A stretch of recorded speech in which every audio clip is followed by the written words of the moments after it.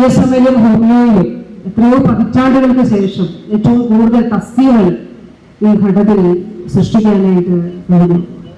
അത് മാത്രമല്ല, ഹോങ്കോയെ സംബന്ധിച്ചിടത്തോളം ഏറ്റവും ലാഭകരമായി പ്രവർത്തിക്കുന്ന ഒരു പൊതുമേഖലാ സ്ഥാപനമാണ്.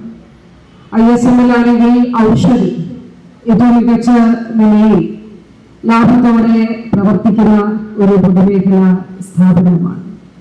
പൊതുമേഖലാ സ്ഥാപനങ്ങളെ കൂടുതൽ പിന്തുണയ്ക്കുകയും പൊതുമേഖലാ സ്ഥാപനങ്ങളുടെ വളർച്ചയ്ക്ക് ആവശ്യമായിട്ടുള്ള എല്ലാ പിന്തുണയും നൽകുക എന്നുള്ളതാണ് സർക്കാരിന്റെ നയം. അതുകൊണ്ടാണ് പൂട്ടിക്കിടന്ന എത്രയോ പൊതുമേഖലാ സ്ഥാപനങ്ങൾ പുനരുജ്ജീവിപ്പിച്ച് പ്രവർത്തിപ്പിച്ച് ലാഭകരമാക്കിയ ഒരു കാലഘട്ടമാണ്, ഒരു സർക്കാരാണ് ഇത്.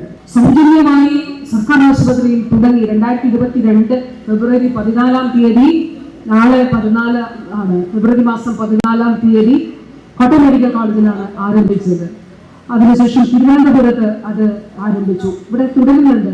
ഇപ്പൊ തൊട്ടു മുൻപ് കഴിഞ്ഞ ദിവസം നമ്മുടെ മുഖ്യമന്ത്രി Kozhikode institute of organ transplantation ഒരു ഇൻസ്റ്റിറ്റ്യൂട്ട്, രാജ്യത്തെ 1ാമത്തേതും ലോകത്തെ 3ാമത്തേതുമായിട്ടുള്ള ഒരു ഇൻസ്റ്റിറ്റ്യൂട്ടാണ്. ഒന്ന് ആലോചിച്ചു നോക്കിയേ.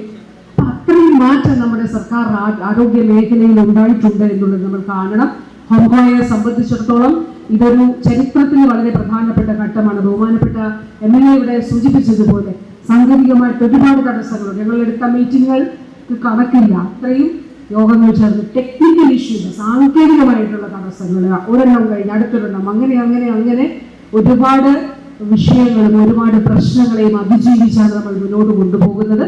പ്രിയപ്പെട്ട എൻ്റെ സഹപ്രവർത്തകരെ, നമ്മുടെ ലക്ഷ്യം നമ്മുടെ ടേൺ ഓവർ 100 കോടി രൂപ ആക്കുകയും നമുക്കിത് വിദേശത്തേക്ക് ഉൾപ്പെടെ ഇത് കയറ്റി അയക്കുന്നതിന് വേണ്ടി ഉള്ള നിലയിലാണ് നമ്മൾ മുന്നോട്ട് പോകുന്നത്. ക്വാളിറ്റി, ഗുണനിലവാരം ഉറപ്പാക്കുകയും ജനങ്ങൾക്ക് പ്രാപ്യമാകുന്ന ഏറ്റവും വില കുറഞ്ഞ വിലയിൽ ഇത് നൽകുകയും ചെയ്യുക എന്നുള്ളതാണ് നമ്മൾ ലക്ഷ്യം വെക്കുന്നത് എന്നുള്ളത് കൂടി പറഞ്ഞുകൊണ്ട് നിങ്ങൾക്ക് എല്ലാവർക്കും നമ്മുടെ ഞാൻ നേരത്തെ പറഞ്ഞില്ലേ, ഡിസ്പെൻസറികൾ ഇത്രയും തുടങ്ങി, ഒന്ന് ആശുപത്രികൾ അപ്ഗ്രേഡ് ചെയ്തു, ആയുഷ് മേഖലയിൽ നമ്മൾ സ്റ്റാൻഡർഡൈസേഷൻ കൊണ്ടുവരും.